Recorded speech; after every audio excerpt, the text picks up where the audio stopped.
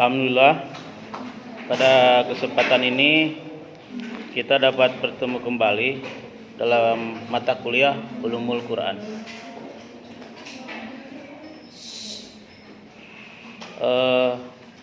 Kemarin kita sempat membahas soal rasem ya, rasem Al-Quran yang ada beberapa yang perlu digarisbawahi soal rasem Al-Quran. Saya hanya mengulas saja sedikit.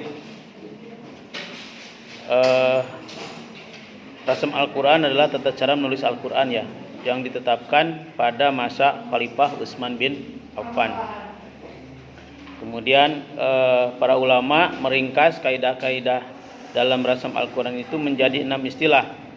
Yang pertama al-hajj, membuang, menghilangkan atau meniadakan huruf. Yang kedua al-ziyadah, penambahan. Yang ketiga al-hamzah. Yang keempat badal, pengganti. Yang kelima wasol dan fasal, penyambung dan pemisah. Dan keenam kata yang dapat dibaca dua bunyi ya. Nah, pendapat para ulama tentang rasem, sebagian dari ulama berpendapat bahwa rasem Utsmani bersifat tauqifi ya.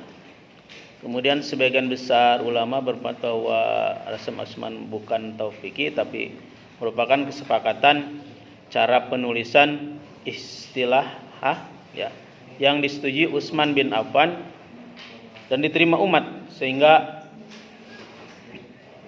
wajib diikuti dan ditaati siapapun ketika menulis Al-Quran. Tidak boleh ada yang menyalahinya. Nah, selanjutnya adalah asbabun nuzul ya. Asbabun nuzul. Kenapa kita harus membahas juga soal asbabun nuzul? Karena sebelum kita memahami Al-Quran secara keseluruhan, maka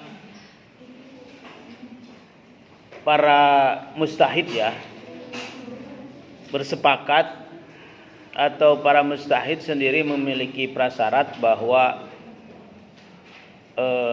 sebelum menafsirkan atau memahami tentang Al-Quran atau isi Al-Quran atau satu ayat Al-Quran itu dengan tahu terlebih dahulu asbabun nuzulnya,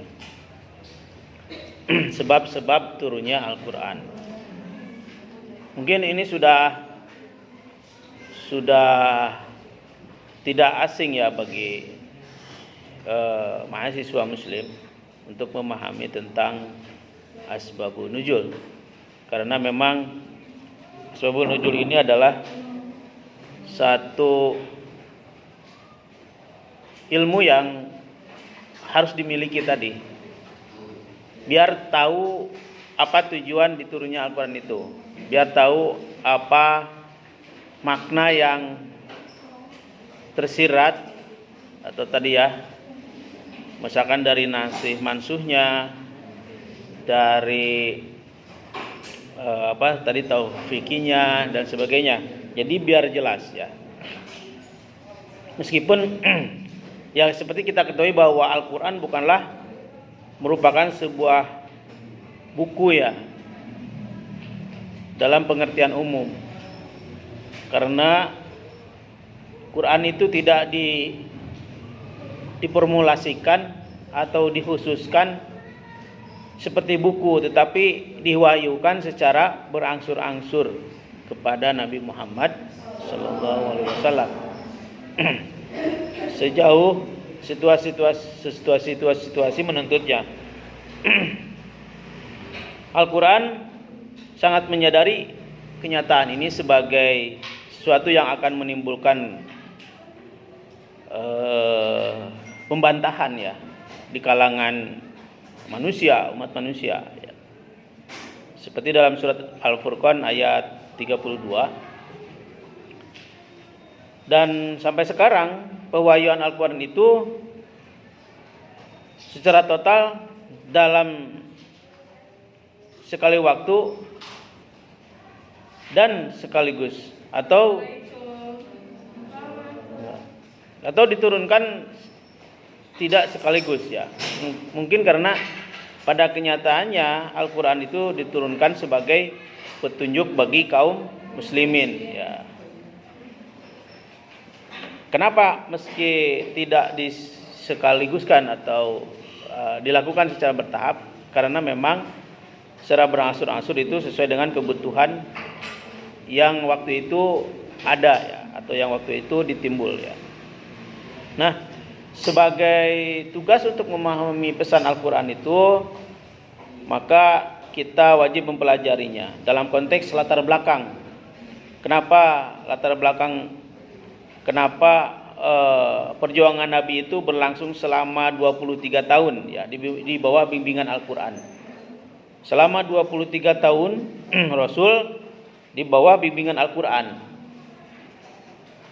Bayangkan 23 tahun harus menerima wahyu ya, yang tidak mudah, karena yang memberikan wahyunya itu adalah Sang Pencipta ya, Allah Subhanahu wa taala, dan mendapatkan tantangan berat tentunya ketika menyebarkannya dan menyampaikannya lagi kepada umat ya, kepada para sahabat.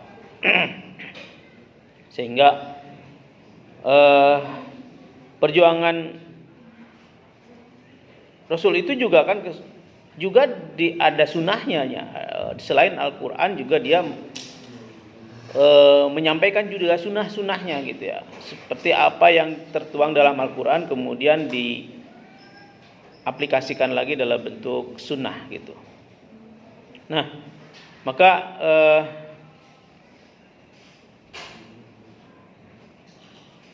kita perlu memahaminya ya, bahwa dalam konteks perspektif Arab ya, pada masa awal penyebaran Islam itu, karena memang aktivitas Nabi berada dalam kurun waktu 23 tahun itu.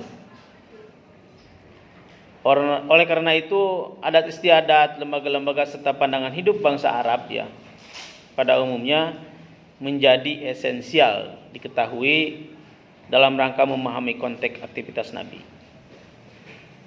Secara khusus, situasi Mekah sebelum Islam itu kondisinya perlu juga didalami ya. Bagaimana Islam bagaimana Makkah sebelum Islam masuk kan gitu. Bagaimana kondisi kaum Quraisy saat itu, bagaimana keyakinan mereka, bagaimana kehidupan mereka, bagaimana sosial kondisi mereka, bagaimana kondisi kehidupan kemasyarakatan mereka. Maka kalau dipahami, kita saat ini adalah masanya jahiliyah gitu ya. Bagaimana masa-masanya jahiliyah itu kondisi kehidupan sosialnya itu sangat tidak beradab ya, atau kurang beradab.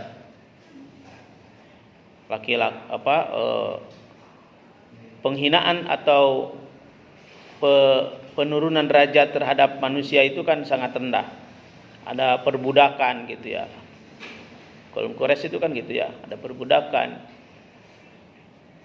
perjudian, kemudian kejahatan ya. Bagaimana seorang perempuan itu betul-betul tidak berharga kan gitu ya. Artinya rendah sekali derajatnya. Nah, maka setelah adanya Rasulullah, penyebaran agama Islam, maka Islam semakin memberi warna ya. Islam mewarnai, Islam memberikan perbaikan dari segi akhlak, dari segi kehidupan gitu ya. Rasul itu dalam bermasyarakatnya kan seperti kita ketahui, seorang Yahudi saja dia kan sangat menghormatinya. Diajak masuk Islam ya, tetapi kan tidak tidak dipaksa ya, la ikraha fiddin gitu kan. Tidak memaksa. Kalau dia memang mau masuk silahkan masuk secara kafah, tetapi Rasul tidak melakukan itu. Biarkan mereka sadar sendiri masuk Islam. Dengan apa? Dengan memperlihatkan sikap Rasul, akhlak Rasul ketika punya bubur 2 mangkok, maka 1 mangkoknya diberikan kepada tetangganya yang Yahudi itu gitu ya. Ketika punya makanan yang berlebih, Rasul berikan. Dan Rasul itu selalu memberikan yang terbaik kan. Kalau kita makan sisa ya, memberi sesuatu pada orang tetangga itu sisa. Pangjelekna, baju juga baju layak pakai. Padahal itu sebetulnya menurunkan derajat orang. Ya kalau kita mampu, berilah yang terbaik, maksudnya yang terbagus ya. Misalkan kalau kita punya pakaian atau punya barang, tapi yang ya maksudnya kan masa sih kita beli yang mahal, tapi kan ada orang itu kan gitu ya, mahal masa sih diberikan kan gitu. Maka misalkan kalau kita beli yang 50.000 ya belilah 2 50.000 itu, yang satu sama harganya sama 50.000, yang satu 50.000, berikanlah satu itu yang ke tetangga itu gitu ya. Jadi jangan sampai tetangga itu kecewa ketika kita beri yang jelek. Yang gini mah kita juga mampu beli, akhirnya kan begitu ya ngomongnya. Atau diberi tadi, yang gini mah tuh kita. Jadi apa sih ya? Ya suudon gitu ya. Jadi justru menjadikan omongan orang gitu ya. Apalagi tetangganya yang enggak kurang bersahabat ya. Jadi itu bagaimana akhlak situasi Mekah ya pada waktu itu sebelum Islam masuk. Ka'bah pun kan jadi tempat berhala ya. Gitu. Jadi kalau berbalik pada cerita Sirah Nabawiyah ya. Sirah Nabawiyah itu sejarah Rasul yang diceritakan dalam sebuah buku, di sebuah kitab. Jadi Ka'bah itu menjadi tujuan seluruh umat, seluruh manusia di Jazirah Arab. Jadi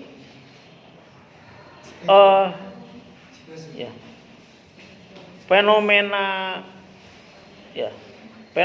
Ka'bah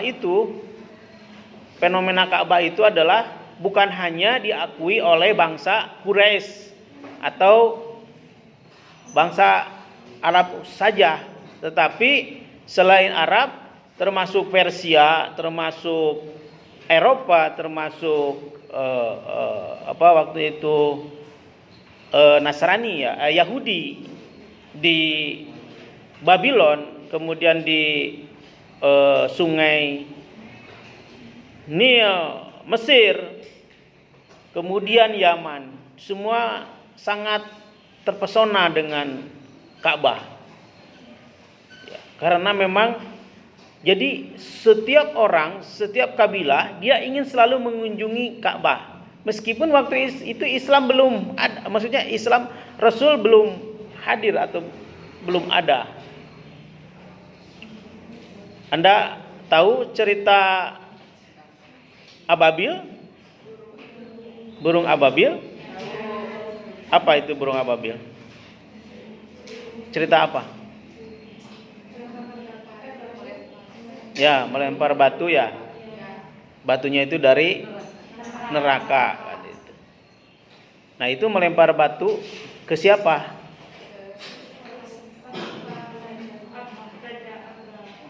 Abraha ya. Pasukan apa? Gajah. Nah, itu tuh sebelum ada Rasul ya. Sebelum Rasul hadir. Jadi gini, Nabi Ibrahim mendirikan Ka'bah yang ceritanya mulai dari Nabi Yusuf itu ya, Siti Hajar. Kan waktu itu pertama pendirian Ka'bah. Allah menurunkan batu apa yang dicium itu? Hajar Aswad. Allah menurunkan satu batu ke bumi, diberikan kepada Nabi Ibrahim. Kemudian Nabi Ibrahim menapakkan itu, kemudian didirikanlah Baitullah. Ya, Baitullah itu. Dengan Nabi Yusuf, dengan Ishak ya. Nabi Ibrahim. Kemudian menjadi pusat, setelah itu menjadi pusat keberagamaan, pusat perdagangan Ka'bah di sekitar Ka'bah itu ya. Karena ada air tadi yang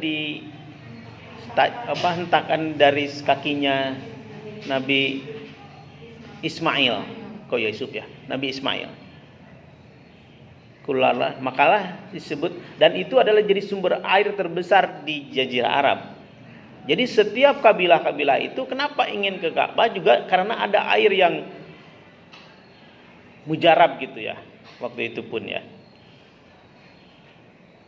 Nah, setelah perkembangan ke sini, nah maka kan ada, apakah memang ada tutupnya waktu dulu kan, apakah ada atapnya gitu Ka'bah itu, kemudian bagaimana awalnya itu memang seperti bangunan yang segi empat yang memang sudah diciptakan seperti itu. Tetapi itu sudah beberapa kali mau dihancurkan oleh kabilah-kabilah yang tidak senang dengan adanya Ka'bah. Tetapi itu selalu karena Allah menjaminnya ya. Itu tidak hancur dan tidak pernah rusak meskipun diterjang badai pasir, diterjang banjir gitu kan. Arab itu kan selalu banjir ya. Karena Ka'bah itu berada di lembah. Nah, salah satunya tadi Ababil, Abraha ya. Itu dia sepertinya di Yaman. Karena mengetahui orang itu selalu di Jazirah Arab selalu mengunjungi Ka'bah dan menjadi pusat perekonomian maju ya saat itu di sekitaran Makkah itu, maka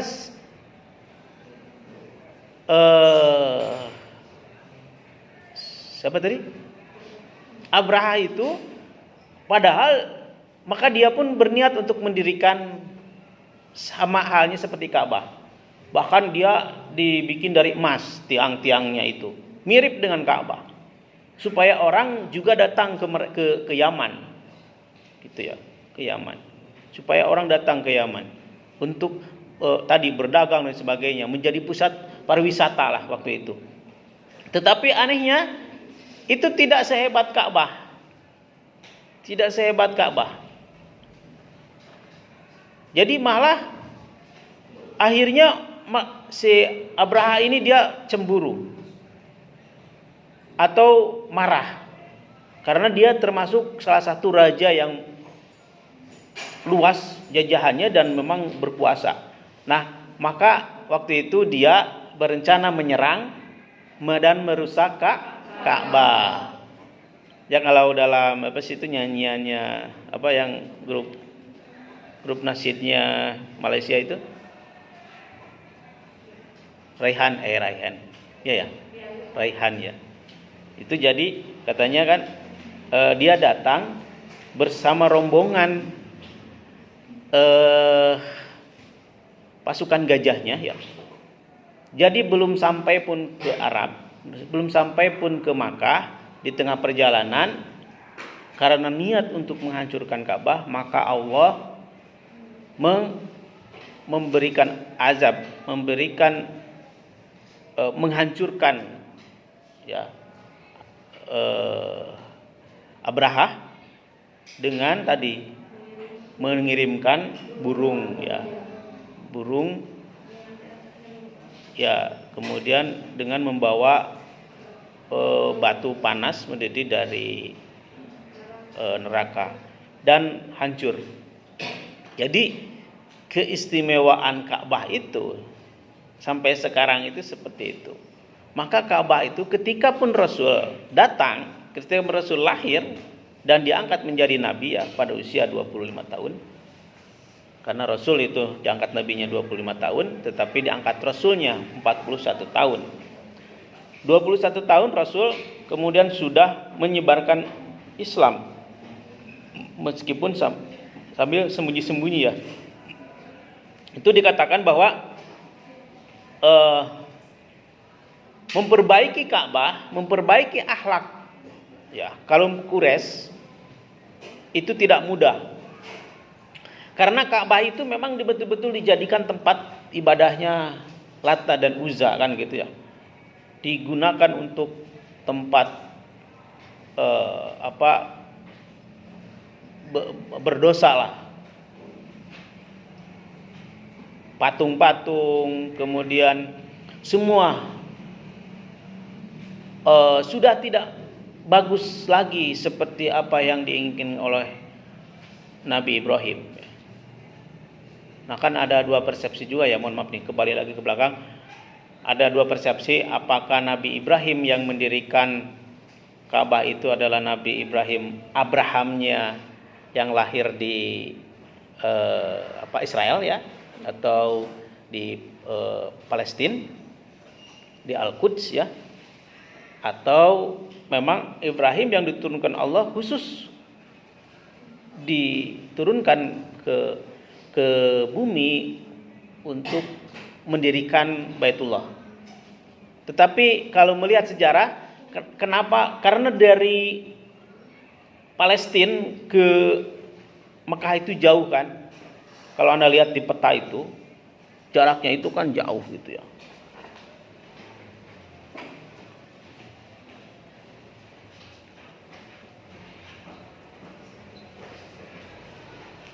Jadi kalau lihat Jazirah Arab ya, saya juga suka lupa ini. Ya. Ini sudah segala gitu ya. Ya. Ini Arab. Sudah. Assalamualaikum. Silakan.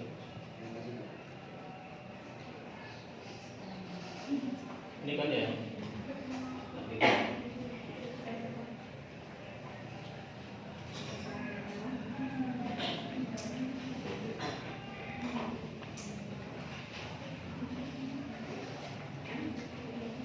Nah.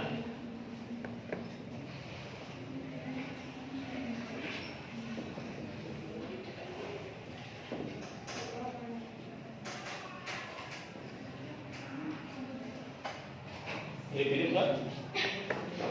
Nggak tahu ya? Ini India, ini Indonesia, ini Malaysia, nah, ini Arab ya. Ini kan ini Palestina ini ya, Palestina. Di sini kan Mekah ya.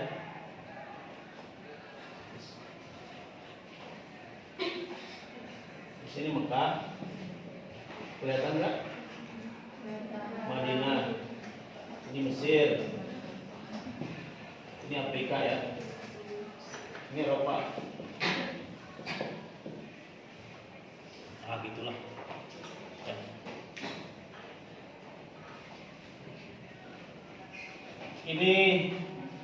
Ini kan ini Palestina. Dulu kan Yahudi ya. Suku Yahudi itu. Nah kesini itu sama halnya dari Pakistan, dari India kan hampir sama ya. Ini India, sini kan kita hajiannya dari sini ke sini ya, gitu.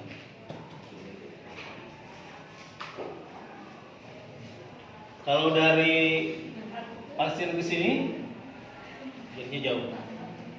Nah, apakah waktu itu Nabi Abraham versinya orang-orang Yahudi sama Ibrahim? versinya umat Islam. Nah, sedangkan ini di sini kan, ini kan padang tandus ya, padang tandus yang nggak ada. Itu ya Ka'bah itu kan ya.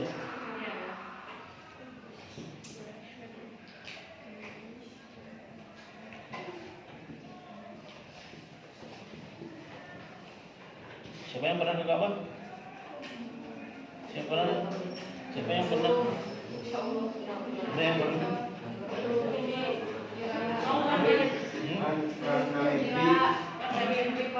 Oh enggak, mimpi itu kan hanya ilusi, tapi harus mimpi dalam kenyataan.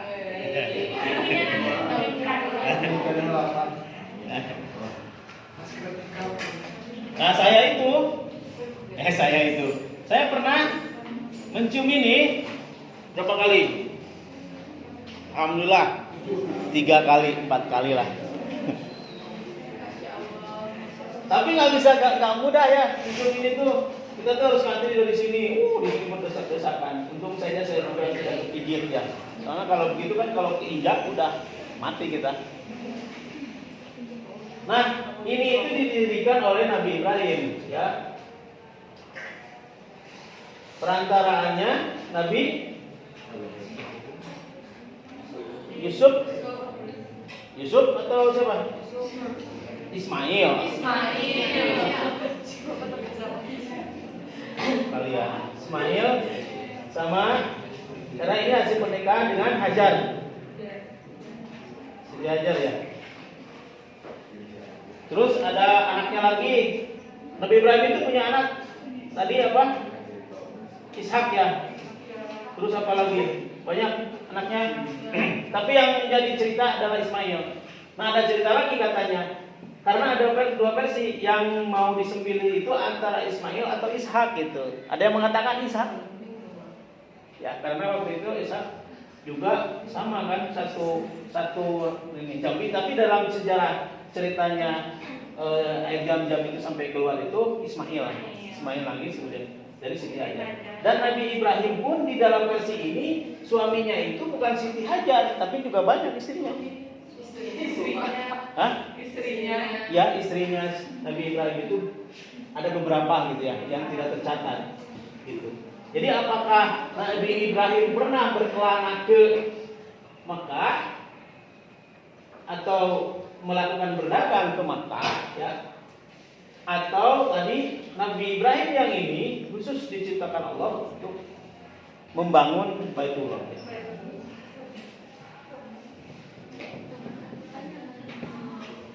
Gitu. Jadi ada dua versi ya. Silakan Anda baca di Sirah Nabawiyah. Jadi kalau mau yang pasti sejarah-sejarah Nabi itu sangat indah kalau Anda baca. Nah tadi Yaman itu di sini ya, si Abraham itu. Jadi dia mendirikan ini tuh kerajaan yang paling mewah gitu di Yaman itu. Kemudian ini. Nah ini ya sejarah ya, patut harus diketahui. Karena ini merupakan asbabun nuzul, terutama tentang keberadaan Baitullah ya, atau Ka'bah. Ya. Kita lanjutkan. Ini paham ya? Kalau sejarah lagi. Kalau saya mempelajari filsafat Islam, ini ada namanya Iran. Ini Irak. Ini Iran. Ini tuh Persia ya dulunya ya. Sebelah sini sih. Iran itu ini adalah ibu kotanya dulu Baghdad. Pusat intelektual dunia Muslim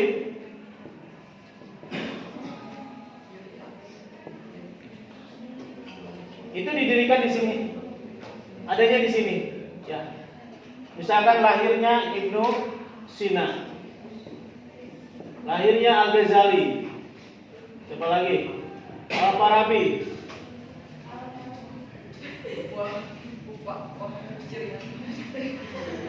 Siapa lagi? Anda tahu tentang ilmuwan Muslim? Siapa aja?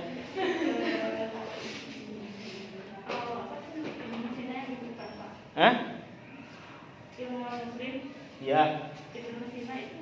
Iya, Ibnu Sina. Oh iya udah. Yang lainnya? Al-Farabi. Udah Al-Farabi ini udah. Al-Ghazali. Siapa lagi? Nur Rusdi ya. Nur Rusdi. Siapa lagi? Al-Batani. Hah? Al-Batani. Al-Batani itu udah di sini. Ini mah awal dari Baghdad. Ini pada saat dipimpin oleh Bani Abbasiyah.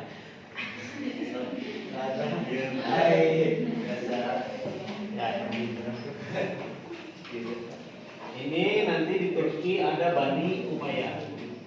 Turki ya.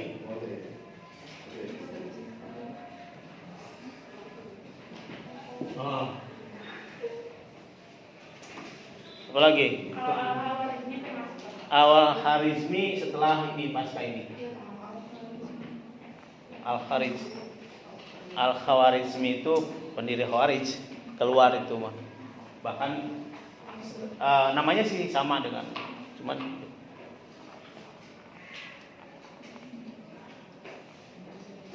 Ibnu Sina, kemudian siapa lagi?